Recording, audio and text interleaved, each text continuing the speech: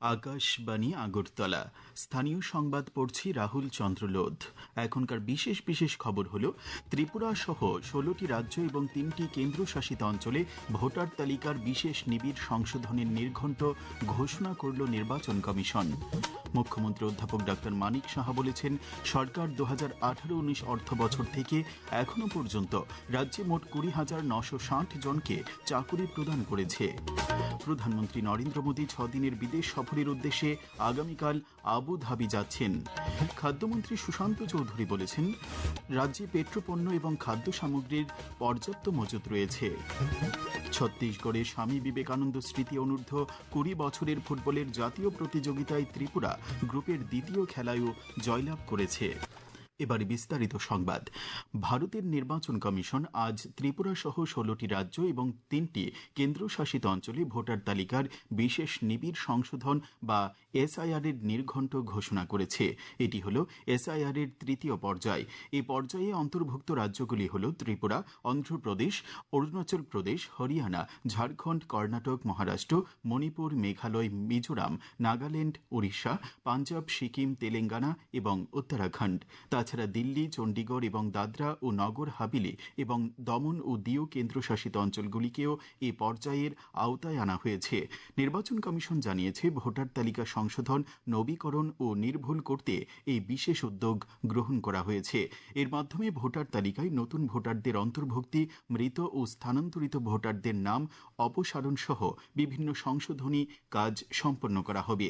নির্বাচন কমিশনের বিজ্ঞপ্তি অনুযায়ী ত্রিপুরার 28,97,674 জন ভোটারের জন্য বিশেষ নিবিড় সংশোধনী বা এসআইআর প্রক্রিয়া শুরু হতে চলছে। এই কর্মসূচির অধীনে আগামী 5 সেপ্টেম্বর থেকে 14 সেপ্টেম্বর পর্যন্ত প্রস্তুতিমূলক কাজ চলবে এবং 15 সেপ্টেম্বর থেকে 14 অক্টোবর পর্যন্ত 3,356 জন বুথ লেভেল অফিসার বা বিএলও বাড়ি বাড়ি গিয়ে তথ্য যাচাই করবেন। সঙ্গে থাকবে 6,757 জন স্বীকৃত রাজনৈতিক দলের এজেন্ট বা বিএলএ। বিশেষ নিবিড় সংশোধন বা এসআইআর এর এই প্রক্রিয়ায় নির্বাচন কমিশন নির্ঘণ্ট অনুযায়ী আগামী 21 অক্টোবর ভোটার তালিকার খসড়া প্রকাশ করা হবে। ওই দিন থেকেই দাবি ও আপত্তি গ্রহণের কাজ শুরু হবে। তা চলবে আগামী 20 নভেম্বর পর্যন্ত। দাবি ও আপত্তি নিষ্পত্তির কাজ শেষ হবে 19 ডিসেম্বর। চূড়ান্ত সচিত্র ভোটার তালিকা প্রকাশ করা হবে আগামী 23 ডিসেম্বর। রাজ্যপাল ইন্দ্রসেনা রেড্ডি নাল্লু বলেছেন, অপারেশন সিন্দুর সামরিক ক্ষেত্রে ভারতের সক্ষমতা প্রমাণ করেছে। আসাম রাইফেলসের 21 সেক্টরের উদ্যোগে আজ আগরতলায় আলফা অডিটোরিয়ামে নাগরিক সমাজ ও সামরিক বাহিনীর মধ্যে সমন্বয় সংক্রান্ত সেমিনারে তিনি এই কথা বলেন। তিনি বলেন, সামরিক বাহিনী ও সাধারণ প্রশাসন বর্তমান সময়ে দেশ ও সাধারণ নাগরিকদের বিভিন্ন উদ্ভূত সমস্যা মোকাবেলায় ইতিবাচক ভূমিকা পালন করছে। সেমিনারে স্বরাষ্ট্র সচিব অভিষেক সিং, পুলিশের মহানির্দেশক অনুরাগ, পদস্থ সেনা আধিকারিক ব্রিগেডিয়ার ধীরাজ কুমার সিং, আসাম রাইফেলসের commander brigadier Nishant Chandel, BSF এর আইজি অলোক কুমার চক্রবর্তী, জাতীয় নিরাপত্তা, সামাজিক, নাগরিক সমাজ, সামরিক, আধা সামরিক বাহিনীর সমন্বয় নিয়ে বক্তব্য তুলে ধরেন। মুখ্যমন্ত্রী অধ্যাপক ডক্টর মানিক সাহা বলেছেন, রাজ্য সরকার 2018-19 অর্থ বছর থেকে এখনো পর্যন্ত রাজ্যে ডাই ইন হার্নেস সহ মোট 20,960 জনকে চাকুরি প্রদান করেছে। তাছাড়া কন্ট্রাকচুয়াল ও আউটসোর্সিং এর মাধ্যমে 24,078 জনের কর্মসংস্থান করা হয়েছে। আজ আগরতলায় বিদ্যালয় শিক্ষা দপ্তর আয়োজিত স্নাতকোত্তর শিক্ষকদের চাকুরির অফার বিতরণ অনুষ্ঠানে তিনি এই কথা বলেন। মুখ্যমন্ত্রী বলেন, 2018 সাল থেকে বর্তমান সময় পর্যন্ত মাধ্যমিক শিক্ষা দপ্তরের অধীনে 1,471 জন স্নাতকোত্তর শিক্ষক, 444 জন স্নাতক শিক্ষক, 88 জন স্পেশাল এডুকেটর এবং 115 জন স্কুল লাইব্রেরিয়ান, 106 জন শারীরিক শিক্ষক নিয়োগ করা হয়েছে। তাছাড়া বুনিয়াদী শিক্ষা দপ্তরের অধীনে 3,776 জন স্নাতক শিক্ষক, 1,104 জন অস্নাতক শিক্ষক নিয়োগ করা হয়েছে। অনুষ্ঠানে বিদ্যালয় শিক্ষা দপ্তরের সচিব ডক্টর মিলিন্দ রামটেকে, বুনিয়াদী শিক্ষা দপ্তরের অধিকর্তা রাজীব দত্ত বক্তব্য রাখেন। প্রসঙ্গত উল্লেখ্য যে আজ স্নাতকোত্তর শিক্ষক পদে 865 জনকে অফার প্রদান করা হয়। পণ্ডিত দীনদয়াল উপাধ্যায় প্রশিক্ষণ মহা অভিযানের অঙ্গ হিসেবে আজ থেকে রাজ্যে শুরু হয়েছে বিজেপির মণ্ডল স্তরে প্রশিক্ষণ শিবির। মুখ্যমন্ত্রী অধ্যাপক ডাক্তার মানিক সাহা আগরতলার নাগেরজোলায় টাউন বরদোয়ালি মণ্ডলের উদ্যোগে আয়োজিত এই প্রশিক্ষণ শিবিরের উদ্বোধন করেন। অনুষ্ঠানে উপস্থিত ছিলেন বিজেপির রাজ্য সভাপতি সাংসদ রাজীব ভট্টাচার্য। বিদ্যুৎ মন্ত্রী রতনলাল নাথ আজ মোহনপুর বিধানসভা কেন্দ্রের গামছাকোবরা, লেফুঙ্গা ও বীরমোহনবাড়ি এলাকার বিভিন্ন উন্নয়নমূলক কাজ সরেজমিনে পরিদর্শন করেন। সঙ্গে ছিলেন এডিসির মুখ্য নির্বাহী সদস্য রুনেইল দেববর্মা। এদিকে জ্বালানি সাশ্রয়ে প্রধানমন্ত্রী নরেন্দ্র মোদীর আহ্বানে সাড়া দিয়ে বিদ্যুৎ মন্ত্রী শ্রীনাথ ই রিকশা চড়ে সচিবালয়ে আসা যাওয়া করেন। ব্যবসায়িক সংস্কার বা বিজনেস রিফর্মসে সারা দেশের মধ্যে প্রথম স্থান অর্জন করেছে ত্রিপুরা।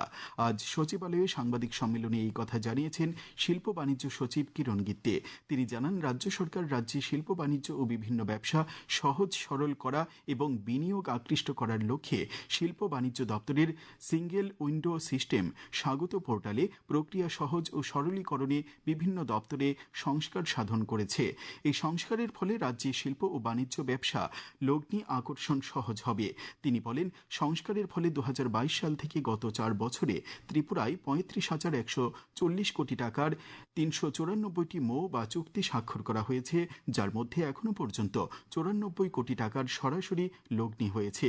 আগামী দিনগুলিতে পর্যটন, মেডিকেল শিক্ষা, শিল্প সহ বিভিন্ন ক্ষেত্রে 4,000 কোটি টাকার লগ্নি আসবে বলে শ্রী গিত্তে উল্লেখ করেন। এই খবর আপনারা শুনছেন আকাশবাণীর আগরতলা কেন্দ্র থেকে। প্রধানমন্ত্রী নরেন্দ্র মোদী 6 দিনের বিদেশ সফরের উদ্দেশ্যে আগামীকাল আবুধাবি যাচ্ছেন। এই সফরে তিনি সংযুক্ত আরব আমিরশাহী সহ নেদারল্যান্ড, সুইডেন, নরওয়ে এবং ইতালি সফর করবেন। সফরকালে তিনি ওই দেশগুলির রাষ্ট্রপ্রধানদের সঙ্গে জ্বালানি নিরাপত্তা নিয়ে আলোচনা করবেন বলে কথা রয়েছে। রাজ্য পুলিশে আরও 916 জন কনস্টেবল নিয়োগ করা হবে। এই নিয়োগ প্রক্রিয়ার জন্য 6 সদস্যের সিলেকশন কমিটি পুনর্গঠন করা হয়েছে। কমিটির চেয়ারম্যান নিযুক্ত হয়েছেন টিএসআর-এর 1ম ব্যাটালিয়নের কমান্ড্যান্ট মিহির লাল দাস। পুলিশ সদর দপ্তর সূত্রে আজ এই খবর জানানো হয়েছে। খাদ্যমন্ত্রী সুশান্ত চৌধুরী জানিয়েছেন, রাজ্যে পেট্রোল, ডিজেল ও খাদ্য সামগ্রী পর্যাপ্ত পরিমাণে মজুত রয়েছে। আজ সচিবালয়ে এক সাংবাদিক সম্মেলনে তিনি এই কথা জানান। তিনি জানান, রাজ্যে পেট্রোল ও ডিজেলের 15 দিনের মজুত রয়েছে। গণবন্টন ও খোলা বাজার মিলিয়ে 168 দিনের চাল মজুত রয়েছে। তাছাড়া চিনি, গম, মসুর ডাল, পেঁয়াজ, আলু, লবণের পর্যাপ্ত মজুত রয়েছে। তিনি বলেন, প্রধানমন্ত্রী নরেন্দ্র মোদী মিতব্যয়ী হতে বলেছেন। তার সঙ্গে সংকটের কোনো যোগসূত্র নেই। যক্ষ্মা বা টিবি একসময় ছিল আতঙ্কের নাম, তবে এখন সচেতনতা, দ্রুত শনাক্তকরণ আর নিয়মিত চিকিৎসার মাধ্যমে এই রোগ নির্মূলের লক্ষ্যে এগুচ্ছে দেশ। প্রধানমন্ত্রী নরেন্দ্র মোদীর যক্ষ্মা রোগ মুক্ত ভারত গঠনের সংকল্পকে সামনে রেখে 59 জেলাতেও চলছে জোরদার কর্মসূচি। বর্তমানে চলছে 100 দিনের বিশেষ অভিযানের দ্বিতীয় পর্যায়। একটি প্রতিবেদন। জেলা স্বাস্থ্য দপ্তর সূত্রে জানা গেছে, 59 জেলায় বর্তমানে 115 জন সক্রিয় টিবি রোগী রয়েছেন। তাদের পুষ্টির জন্য প্রতি মাসে ব্যাংক অ্যাকাউন্টে দেওয়া হচ্ছে 1000 টাকা। পাশাপাশি ফল ও প্রোটিন সমৃদ্ধ খাদ্য সামগ্রীও প্রদান করা হচ্ছে। এই অভিযানের অংশ হিসেবে আজ কৈলাসহর পুর পরিষদের কনফারেন্স হলে অনুষ্ঠিত হয় নিক্ষয় আরোগ্য শিবির। এখানে বিনামূল্যে এক্স-রে সহ বিভিন্ন স্বাস্থ্য পরীক্ষা করা হয়। শিবিরে অংশ নেন পুরো এলাকার সাফাই কর্মীদের পাশাপাশি অনেক সাধারণ মানুষও। এই স্ক্রিনিং এর আন্ডারে আমরা চেস্ট এক্স-রে করছি, সাথে অন্যান্য টেস্ট যেমন হিমোগ্লোবিন, ব্লাড সুগার, এইচআইভি এবং বিএমআই মেজারমেন্ট এগুলো করছি। কারণ টিবি ভালনারেবল যে পপুলেশন, যেমন যারা এইচআইভিতে আক্রান্ত, যারা মদ্যপান বেশি করে, স্মোকার, যারা অপুষ্টিতে ভুগছে, টিবি হবার সম্ভাবনা বেশি। তো তাদের এর জন্য আমরা এই চেস্ট এক্স-রের সাথে অন্যান্য টেস্টগুলো করছি। আপনারা জানেন, টিবি একটা সামাজিক সমস্যা। প্রতি বছর আমাদের পুরো পৃথিবীতে বিশ্ব স্বাস্থ্য সংস্থা অনুযায়ী প্রায় 1 কোটি মানুষ টিবিতে আক্রান্ত হয়। এর মধ্যে 25%ই ভারতীয়, মানে প্রতি 4 জনের মধ্যে একজনই টিবিতে আক্রান্ত হচ্ছে, ভারতীয় আক্রান্ত। কৈলাসহর পুর পরিষদের পক্ষ থেকে 100 জন সাফাই কর্মীর হাতে গ্লাভস, রেইনকোট বা বর্ষাতি এবং জুতো সহ বিভিন্ন স্বাস্থ্য সুরক্ষা সামগ্রী তুলে দেওয়া হয়। স্বাস্থ্য দপ্তরের আশা, সবার সম্মিলিত প্রচেষ্টায় 2030 সালের আগেই টিবি মুক্ত হবে জেলা, রাজ্য এবং দেশ।